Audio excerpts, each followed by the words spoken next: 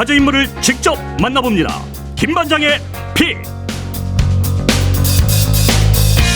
단식 19일째를 맞은 민주당 이재명 대표 건강 악화로 오늘 오전 병원으로 이송됐습니다. 이 대표는 병상에서도 단식을 이어가고 있습니다. 최소한의 수액 치료 외에 일절 음식을 섭취하지 않고 있는데요. 이런 상황에서 검찰이 이재명 대표에 대해 두 번째 구속영장을 청구했습니다. 검찰은 형사사법이 정치적인 문제로 변질돼선 안 된다며 원칙에 따라 청구했다는 입장을 밝혔는데요. 출구가 보이지 않는 강대강 정국, 변희재 미디어워치 대표 고문과 하나하나 짚어보겠습니다. 어서 오십시오. 예, 안녕하십니까. 이재명 대표가 오늘 병원으로 이송된 직후에 검찰이 구속영장을 청구했습니다. 공교롭게 같은 날에 이렇게 일이 벌어졌는데 오늘 상황은 어떻게 지켜보셨어요? 사실 이제 영장 치는 그 날짜는 대충 예상이 돼 있었기 때문에 병원 이송 날짜에 맞춰서 영장 친 건 아니고 예. 영장을 치는 날짜에 이재명 대표 이제 한계가 오니까 뭐 병원 가는 게 겹쳐버렸는데, 근데 그렇다 하더라도 어쨌든 제1야당 대표가 도주 우려는 없잖아요, 분명한 건. 그러면은 조절을 할 수 있어야죠. 네. 예. 꼭 오늘 쳐야 되는 이유는 없었거든요. 오늘 치겠다고 계획은 했어도 뭐 꼭 오늘 칠 필요 없는 거 아니에요. 한 3, 4일 늦어도 되는 거고. 그러니까 이런 부분들이 애초에 지금 이 정부 여당은 야당 대표로서의 그 지위를 인정을 안 하고 있는 거죠. 그래서 이제 그런 거에 대해서 한동훈 법무부 장관이 그런 식으로 따지면 단식하면 누구도 구속되지 않는 것 아니냐. 그래서 원칙대로 더 했다는 입장을 오늘 더 강조하기도 했는데. 반대로 이야기하면은 그 구속영장 칠 걸 대비해서 단식하는 사람이 뭐 몇 명이나 있겠습니까? 이거는 사실은 이재명 대표의 단식의 이유는 이 자기 수사와는 관계 없었고, 네. 어쨌든 표면적으로 내건 이유는 이 국정농단 이 파탄 문제에서 총체적인 개각과 이제 대통령 사죄를 요구한 거니까, 그럼 그거대로 풀어나갔으면 되죠. 17일 동안 그러면 영장 나오는 스케줄 정했다 치십시다, 정했다고. 네. 그럼 정부에서 야당 대표가 단식 17일 할 동안에 이거를 풀 수 있는 노력을 했냐면 한 번도 한 게 없죠. 그러니까 김기현 대표가 구두로는 몇 번 요청을 했어요. 단식을 중단했으면 좋겠다. 찾아갔어야 된다고 보십니까? 아니, 근데 이게 단식을 그만두라는 거는 문제를 해결하는 게 아니고 요구한 게 제가 볼 때 그렇게 센 것도 아니에요. 만약에 특검 뭐 4개, 5개 하자 네. 뭐 이랬으면 모르겠는데, 개각하고 대통령의 총체적인 사과하면은 정치적으로 풀자는 얘기였거든요. 이거는. 예. 그러니까 오히려 아마 이재명 대표에 대해서 윤석열 정권을 훨씬 더 이제 비판적으로 보는 국민들은 오히려 더 아쉽게 생각하는 게, 야당 대표가 단식하는데 뭐 저런 수준의 욕을 하고 있느냐. 그렇게 욕을 먹을 정도로 협상의 여지가 있는 걸 던져놨는데, 대통령실은 아예 상관 안 하겠다 그러면. 네. 야당 대표가 대통령에 요구했는데 대통령실 상관 안 하겠다는 얘기는 그냥 뭐 각자 가자는 얘기였죠. 근데 김기현 대표는 이제 회복을 하고 나서 대표회담을 하자 이런 얘기를 했었거든요. 예전에 이제 이 야당 당대표를 단식할 때를 보면 협상을 합니다. 예. 단식장에 가서 협상을 해서 타결된 적도 있고, 네. 뭐 안 된 적도 있고 뭐 그렇거든요. 대표적으로 당 대표는 아니었지만은 원내 대표였던 김성태 대표 그 특검 요구해가지고 컨처시키지 않았습니까? 예. 타결하잖아요. 그럼 그런 전례로 왔을 때 아마 제가 볼 때 이 건국 이래 야당 당대표가 단식하는데 이렇게 협상을 하는 적은 아마 처음이 아닐까 그래요. 단식을 뭐 중단을 요청하고 안 하고만은 문제가 아니라 요청 들어주고 사항에 했단 말이에요. 대해서 그러니까 심지어 협상이 필요했다. 전두환 정권이 이제 훨씬 더 뭐 포괄적인 군사 정권이라 그랬지만은 김영삼 대통령이 단식할 때 계속해서 그 정부 여당의 이 주요 인사들이 찾아가서 예. 실제로 김영삼 대통령 대해서 정치 해금을 이제 약속도 하고 한 절반 정도 얘기를 들어줬었어요. 근데 이제 그 마지막에 안 돼서 타결은 됐지만은 그런 정도의 노력을 했었단 말이죠. 예. 이제 체포동의안 표결에 관심이 쏠리고 있는데 뭐 단식으로 잦아들었던 민주당 계파 갈등이 다시 재점화되는 거 아니냐는 전망도 있고요. 어떻게 내다보십니까? 그러니까 이제 이 단식을 하다 보니까 이 당내에서 야, 대표가 단식까지 하는데 영장이 들어오는데 부결시킬 그 인원수가 되잖아요, 충분히. 네. 이거 정도 부결시켜야 되는 거 아니야? 이런 얘기들이 훨씬 압도적으로 나오는데 문제는 이 사실상 이 당은 한 지붕 두 가족이에요, 최소한. 네. 이건 아예 처음부터 이재명 대표를 총선 전에 제거를 하겠다는 세력들이 있기 때문에 목소리는 분명히 아마 무조건 부결하자는 얘기가 훨씬 많이 나올 텐데 예. 물밑에서 움직이는 보이지가 않으니까 친명 비명 갈등이 그만큼 거의 앙금이 그 크다고 수준이, 보시는 거죠. 아니 앙금 정도가 아니라 이 사람들은 그 지금 이 총선을 준비하는거나 정치를 하는 그 완전히 달라요. 이건 세력이 달라요. 세력이. 그래도 같은 당인데. 그러니까 이게 같은 당이면 안 되는 사람들이 와 있기 때문에 이 표면에 나오는 목소리만 보고 야 부결이 압도적이기는 이렇지 않을 거라는 거죠. 그냥 아무 말 안 하고 가서 가결을 찍을 수 있는 사람들이 지금 워낙 포진돼 있으니까 쉽지 않은 상황입니다. 그 이재명 대표 입장에서는. 도 관심이 쏠리고 민주당이 오늘 한덕수 총리 해임 건의안을 제출했습니다. 국정이 총체적인 혼란에 빠져 있는데 총리가 장관을 잘 추천하지 못한다. 또 총리를 비롯한 내각을 전면 쇄신해야 나라가 제대로 갈 수 있다. 이러면서 해임 건의안을 제출했는데 민주당의 요구는 어떻게 보세요? 이 원내대표단이 주도한 건데 약간 뜬금없다는 생각이 좀 들기도 하고 왜냐하면 이재명 대표가 단식을 들어갈 때 개각을 얘기한다는 게 지금 이 얘기랑 연관된 건데 예. 그 원내대표단이 그렇게 이재명 대표 단식을 이렇게 지원했던가? 그러니까 이거는 이 대표의 요구를 안 들어주니까 이 대표 쪽이 쓸 수 있는 카드예요. 당신 협상 안 해줘? 그럼 우리 총리 해임 건의안 들어갈게. 이 당대표가 써야 될 카드를 당대표는 단식하면서 아무 말도 안 하고 원내대표단이 해버렸는데 원내대표단과 지금 당대표가 완전 다른 계파거든요, 이게. 저는 약간 좀 정치 공작처럼 보이는 게 있어요. 공작이요? 예. 조금 앞서 나간다 생각할 수 있을 텐데 이 이른바 비명계에서 이제 이재명 대표에 대한 체포동의안을 가결을 시켰을 때 예. 엄청난 후폭풍이 있겠죠. 이 민주당 지지층 내에서는. 예. 그거를 무마시키기 위해서 한덕수 총리 해임안이 같이 들어가는 게 아닌가. 그렇게 더 큰 그림으로 보시는. 그러니까 아마 거의 지금 21일 때 거의 같은 날 표결할 가능성이 높은데 예. 당대표를 자기들의 힘으로 그냥 가결을 시켜서 사실상 감옥으로 보냈다. 이 후폭풍을 좀 상쇄시키려고 고날 한덕수 총리 해임 건의안도 같이 통과시키려는 게 아닌가. 비명계 공작 같은 느낌이 좀 들어요. 그렇게까지 보시는데 오늘 민주당 박광훈 대표 연설도 있었는데 뭐 4년 중임제를 골자로 한 개헌안을 또 언급한 아주 뜬금없는 얘기가 부분도 있었는데 요건 어떻게 보셨어요? 당 대표가 지금 단식을 하면서 이제 여야 간의 상황이 극한으로 풀리고 있고 아예 야당을 무시하는 상황에서 그럼 야당은 원래 보이콧이 나와야 되는데 보이콧은커녕 개헌을 한다는 얘기는 이제 거의 정부 여당과 아주 긴밀하게 협의를 한다는 얘기인데 상황이 너무 맞지 않다. 전혀 아니죠. 그러니까 야당 원내대표는 보이콧을 얘기해야 되는 상황인 거예요. 왜 이걸 꺼냈다고 보세요? 국정 운영 보이콧을 얘기해야 되는데 개헌을 얘기했다는 얘기는 저는 그래서 아까 얘기한 게 이 민주당 내에서 최소한 두 계파 중에 한 계파는 완전 다르다는 게 그 얘기인데 윤석열 정권을 바라보는 시각이 다른 거예요. 여기는 윤석열 정권과 협력을 해서 개헌을 해서 한마디로 이 열린내각이나 뭐 이런 식으로 가고 싶어하는 세력이라는 거죠. 예. 그 개헌이 딱 그 내용이거든요. 체포동의안 표결을 해서 민주당 개파 갈등은 더 커질 수밖에 없다고 보시는 거고. 개파 갈등이 이제 드러나지 않겠죠. 근데 실제 이제 표결해 보면은 깜짝 놀랄 만한 결과가 나올 수 있죠. 네. 그리고 지난주에 윤석열 대통령이 3개 부처 장관 교체하는 개각을 단행했습니다. 이번 개각이 문책성 성격이 짙다는 얘기가 많이 나오고 있는데 대표님 어떻게 보셨어요? 그러니까 이재명 대표가 개각을 요구를 했는데 개각을 하긴 했는데 이런 식으로 하지 말라는 요구가 아니었겠어요, 야당 대표가? 뭐 세 분은 얘기하잖아요, 지금. 네. 윤전 장관하고 김행 씨하고 좀 신원식 씨인데 네. 셋 다 이게 지금 기존에 지금 문제가 됐었던 장관들의 문제점을 그대로 반복하거나 더 큰 문제들을 들고 들어왔으니까 해결성이 아니라 문제가 더 커졌다. 한마디로 너희는 뭐라 그래든 나는 상관 안 하겠다. 뭐 답변을 한 거죠. 이재명 대표의 단식에 답변한 거죠. 그냥 내가 알아서 하겠다. 신경 쓰지 마라. 그런 식의 인사라고 볼 수밖에 없죠. 이거는. 뭐 일각에서는 잘 싸워줄 전사들을 임명했다. 워리어를 임명했다는 분석도 있는데 대통령의 의중은 뭐라고 보세요? 워리어를 임명하고 싶어 했을 텐데 잘 싸우려면은 자기가 뭔가 흠결이 없어야 되는데 시작하자마자 이렇게 다 털려서 싸울 수는 있겠습니까 이게 지금? 목표는 그럴 수가 있어요. 목표는. 네.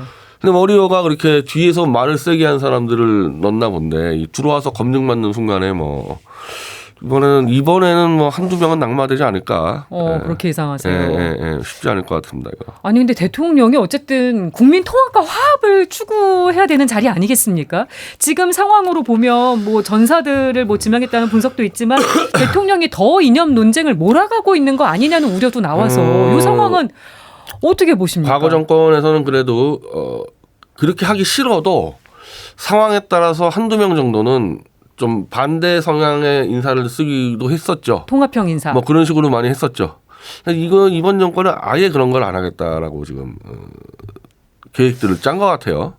그런 거 해봐 의미 없다고 생각을 했는지 오히려 더 손해봤다 생각했는지 주로 지금 이 정권의 트라우마라고 얘기하면은 이명박 정권 때 광우병 때 이명박 대통령이 사과를 하고 세월호 때 박근혜 대통령이 사과하고 이래가지고 망했다고 생각하는 사람들이 많다 보니까 무조건 돌격 앞으로만 지금 외치는 격이죠.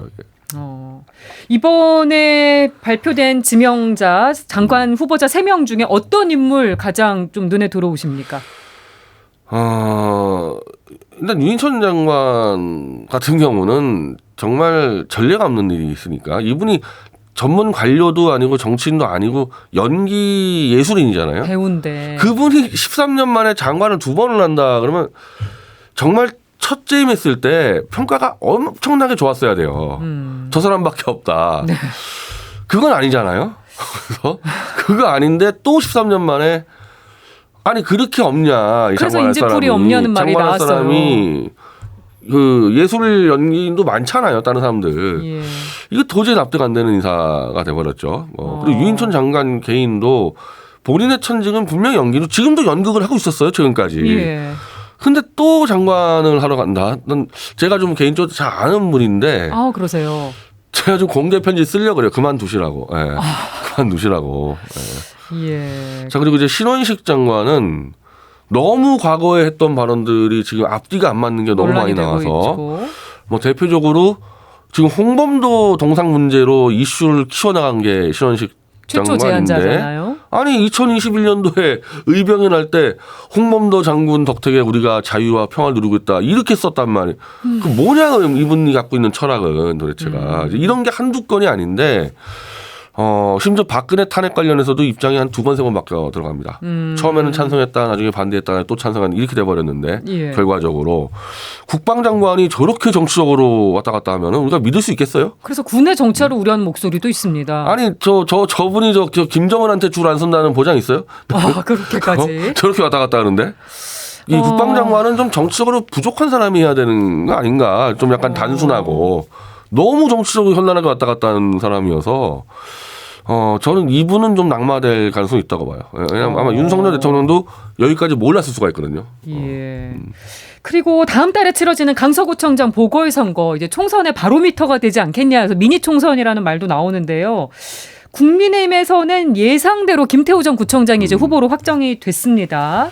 김태우 전 구청장 조국이 유죄라면 자신은 무죄라고 주장한 인물이고 민주당은 보궐선거 비용 40억 원부터 물어내라 비난하고 있는데 김태우 전 구청장 공천 또 선거 결과 이거 어떻게 보고 계십니까? 원래는 예상하세요? 이 재보선은 원래 여당에게 불리하기 때문에 이슈를 이게 덮고 가는 성향을 많이 보이거든요. 정부 여당에서. 그러니까 김태우 씨를 공천 안 했으면 조용한 선거 가지 않았겠어요? 이 구청장 재보궐선거가 뭐 그리 중요하다고. 근데 김태우라는 사람을 앉혀놓으니까 이거는 윤석열 정권을 대표하는 상징적 인물이 나오니까 사실상 정권 심판 선거가 돼버렸잖아요. 그 특별 사면부터 다 흐름을 같이 해서 이거 짜여진 그림이라고 보시는. 그러니까 이게 도대체 무슨 전략이냐 이거죠. 그 이길 가능성이 있냐? 객관적으로 이길 가능성이 없어요. 정부 여당에서. 근데 이렇게 간다.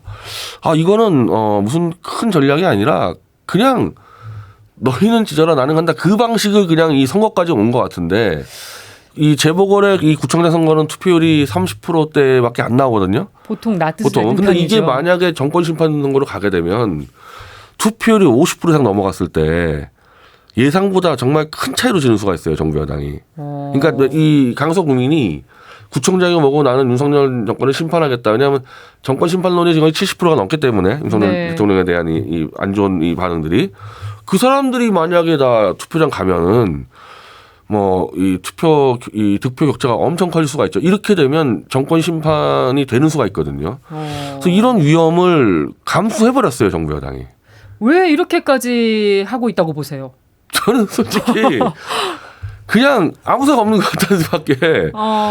뭐 이랬을 거예요. 아마 뭐 지더라도 뭐까짓 거뭐 3, 4%만 5% 저겠지. 뭐 이 생각을 했을 수가 있는데 예. 제가 말했던 이거 투표율이 관건인데 30% 투표율이 아니라 만약에 50, 60이 나왔을 때를 염두에 안 둔 것 같거든요. 근데 이 지금 야당은 야당대로 가겠지만 저 제야의 촛불 세력이나 이래서는 강수로 다 몰려가겠다는 거거든요. 네. 그리고 어쨌든 분명한 거는 7대3 정도로 윤석열 대통령의 평가는 불리한 게 많다 보니까 윤석열 대통령 심판 선고 가면은 7대3 나온다는 거 아닙니까? 네. 그러면 격차가 더블 스코어 이상 나오잖아요. 그러면 저거는 최소한 저 여당 지도부 붕괴되는 사태인데 잘못된 판단했죠.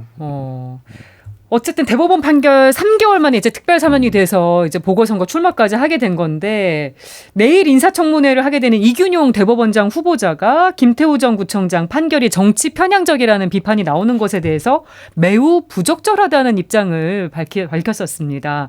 이런 발언이나 입장 행보는 어떻게 보세요? 그 정권을 잡으면은 이제 주요 기관장들을 자기 사람 심으면은 자기 뜻대로 가겠지 생각하는데 임명이 되는 과정에서 다 이게 핸들링을 놓칩니다. 근데 그 중에 제일 많이 놓친 게 대법원장이에요. 왜냐하면 대법원장은 대통령보다 임기가 길어요. 예. 6년짜리 아닙니까? 네.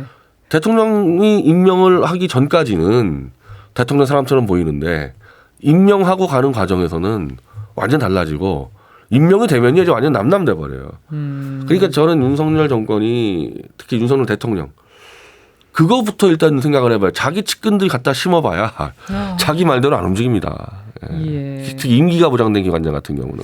그렇죠. 이균용 대법원장 후보자 얘기가 나왔으니까요. 이 대법원장 임명에 제적 의원 과반 출석에 출석 의원 과반 동의가 필요해서 한데 이제 그러면 야당 동의가 반드시 필요한데 지금 여야 이 강대강 대치 전국이 너무 심해서 이게 좀 수월하게 진행될 수 있겠냐. 이 부분은 여건이 좀 무리수를 둔 거 아니냐는 지적도 있습니다. 거래를 치려고 그러지 않을까 그래요. 제 생각에는. 딜 가능성. 딜을 쳐서 한덕수 총리 해임관에까지 맞물려 있는데 한덕수 총리를 교체해주고 그 대신에 대법원장은 그냥 통과시키나 막 그렇게 거래를 하려는 좀 의도들이 보여요. 그렇게. 한덕수 총리에 대해서는 저 이재명 대표 구속영장 부분하고도 또 맞물려 있지 않습니까? 예. 그러니까 야당 당대표를 구속시키는데 총리 정도는 같이 내보내주고 그 대신에 대법원장은 지키고 아마 이런 식의 아까 말한 대로 저는 민주당 안에서 이렇게 이 정부 여당과 함께 가겠다는 그 세력들이 있단 말이에요. 그 사람들하고 얘기를 하고 있을 거라고 봐요. 어떻게 흘러가는지 또 지켜봐야겠네요. 그리고 요것도 여쭤보고 싶었습니다. 오늘 조국 전 장관 아들에게 허위로 인턴 확인서를 써준 혐의로 기소됐던 민주당 최강욱 의원 대법원 판결에 나왔는데 징역형 집행유예를 받아서 이제 의원직이 상실됐습니다. 오늘 판결은 어떻게 보셨어요? 뭐 저는 이게 애초에 지금 이런 부분들이 전부 다 정치적으로 엮인 사건들이어서 뭐 법리적으로는 따질 것도 없다고 보고요. 뭐 네. 이것뿐이 아니라 거의 정치 보복과 뭐 이런 문제로 다 온 사건들 아닙니까? 보복성이 있다고 보세요. 다 보복성과 연결돼 있었죠. 그러면 저는 그렇게 걸려 있는 사람들 최강욱 의원은 그 임기 동안 정말 열심히 싸웠어야 되는 거예요. 근데 오히려 이렇게 걸려 있는 사람들이 더 못 싸워요. 움츠러들고 어차피 이렇게 배지 날아갈 것 같았으면 정말 혼자서라도 뭐 최전방에서 나가 싸우고 했었어야 되는 게 아닌가. 그래도 임기 80%는 채웠습니다. 예, 그러니까 80% 동안 채우는 게 문제가 아니고 뭘 했냐가 문제인데 저는 막판엔 좀 많이 움츠러들었던 게 아닌가 최강욱 의원이. 이런 결과 나올 거라면은 진짜 막 들이받고 싸웠어야죠 야당 의원답게. 최강욱 의원이 사법부가 정의를 지키는 역할을 해주길 바랬는데 정권의 사법부 무력화를 우려하는 그런 발언도 오늘 하긴 했더라고요. 그걸 지금 얘기하면 안 돼요. 그거를 자기 배지 달고 있을 때 막 갖다 들이받고 싸웠어야죠. 다 끝난 다음에 얘기하면 그게 무슨 의미가 있겠어요. 네. 그리고 김기현 대표가 지난주에 이제 박근혜 전 대통령을 예방을 했는데 윤석열 대통령이 한번 모시고 싶어한다 이런 메시지를 전했다고 알려지고 있습니다. 김기현 대표의 행보는 총선을 염두에 둔 거라고 봐야 될까요? 아니 김기현 대표는 지금 지위가 불안하니까 이 강서구청장 선거 지면 1차적으로 김기현 대표 지위가 이제 박탈될 가능성이 높거든요. 네.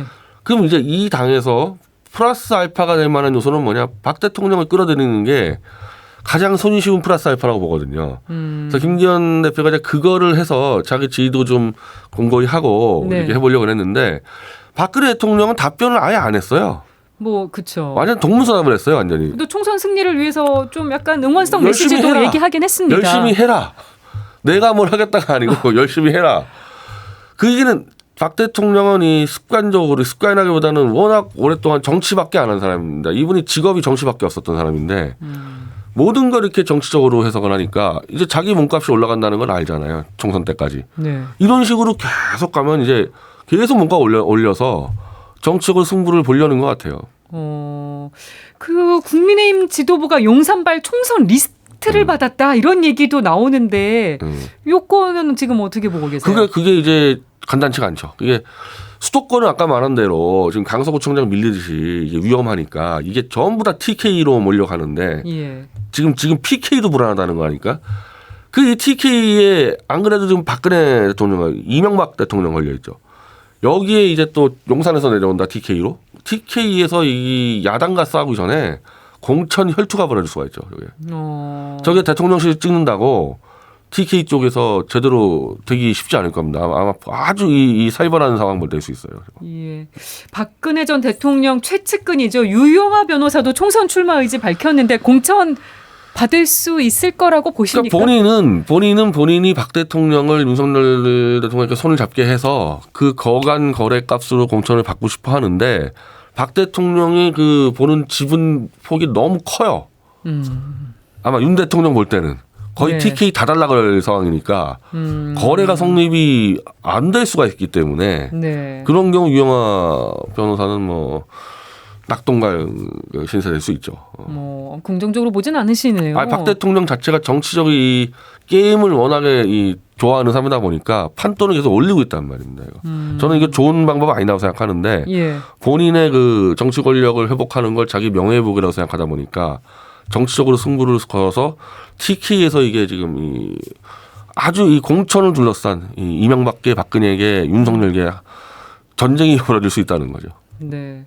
이제 본인 얘기 좀 여쭤볼게요. 기사 나신 거 보니까 윤석열 정권 퇴진을 위한 좌우층 중도 합작 범국민 대회 개최하셨다가 기부금품법 위반 혐의로 검찰에 넘겨지셨다는 내용 제가 봤는데 이거 어떻게 되고 계신 겁니까? 경찰에서 수사해서 검찰로 넘기는 게 무슨 대단한 일이라고 그걸 단독 특종해가지고 기사가 막 떴던데. 공영방송에 나오고 하는데 기소가 된 것도 아니고 유죄가 나온 것도 아니고 검찰로 넘어갔다고 그렇게.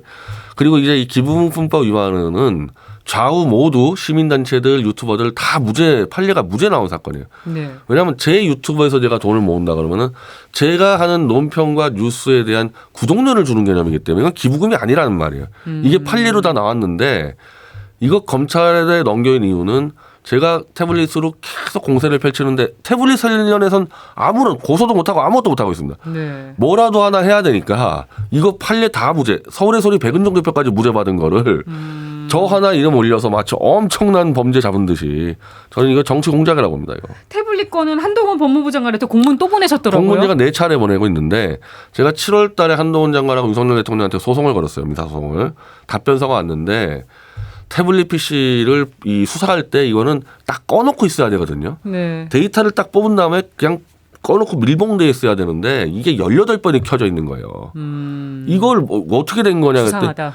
자동으로 켜졌다 그러는데 있을 수 없는 일입니다. 이 전자기기가요. 자동으로 켜지는 거 이게 여기는 컴퓨터나 뭐 핸드폰이나 설사 자동으로 온오프 될 때 있는데 그것 이 사용자 동의가 필요한데 네. 이거 말도 안 되는 거예요. 이거 너무 이 황당한 답변서를 보내와서 제가 이게 말이 되냐. 일국의 대통령과 법무장관이 이 태블릿이 자동으로 18번 켜졌다 그러면 국제 망신당하니까 네. 한번 확인해 봐라. 그래서 제가 공문을 보냈고 거기에 또 수사관 사진을 찍혔어요. 검사하고 수사관 사진이. 그것도 자동으로 찍혔겠습니까? 이 사람 누구냐. 장시호가 제출한 태블릿 PC요. 장시호가 이 사진 찍힌 사람을 안다고 자기가 써놨어요. 예. 그럼 한동훈 장관도 알 거 아닙니까? 제가 3번째 보냈거든요. 누구냐고. 답변 안 하고 있습니다. 아직도. 국회 국민동의 청원은 요건 거의 다 충족을 해가던데 이게 좀 국회 테이블에 오를 수 있을 거라고 보세요. 법사위에 이제 이른바 국정감사 법사위에서 이 법무부 국감할 때 제가 이런 한동훈 장관과 윤석열의 대통령의 이 태블릿 조작 범죄 행위를 제가 지금 기자회견도 하고 고소고발도 하고 막 책도 내고 근데 아무런 저한테 뭐 소장 하나 못 많거든요. 그럼 제가 국회에 나가서 이 범죄 행위를 다 알리겠다. 그래서 네. 그거를 5만 명이 청원해주면은 국회가 답변해야 되는데 지금 예. 4만 5천 명 정도가 청원해서 10월 1일까지 5만 명 뭐 넘는 건 문제가 안 될 것 같습니다. 네, 한번 또 그리고 일본 산케이 계열 신문이죠. 재팬 포워드의 인터뷰가 또 실리셨던데 어떻게 또 그러니까 일본 이 언론에 이렇게 산케이 해외판인데 예. 대한민국 언론은 절대 안 써줘요. 태블릿 PC 관련해서. 근데 일본에 저희는 원래 일본 좀 네트워크가 있어가지고 일본 보수 매체랑 했는데 네. 그냥 이게 만약에 대통령과 법무장관의 태블릿 범죄라면 이거 정말 심각하지 않냐. 그래서 기사를 썼는데 산케이는 지난번에 박근혜 대통령 그 세월호 가지고 기사 썼다가 고소 나간 적이 있어가지고 맞아요. 그런 적이 굉장히 있었죠. 예민하게 이제 법무팀을 다 동원해서 준비를 했는데 예. 지금 이게 산케이 기사에서 1위에 올라갔어요. 제일 많이 본 기사로. 아, 그렇습니까? 근데도 지금 한국 정부가 전화 한 통 안 하고 있으니까 이상하다. 지금 10일째. 그래서 산케이가 이제 해외판에 썼기 때문에 다른 나라 외신 기자들도 보고 있었거든요. 그래서 중국 매체하고 러시아 매체가 지금 같이 또 취재가 들어와 있고 지금 미국의 그 메이저 매체들도 취재가 들어오고 있어요.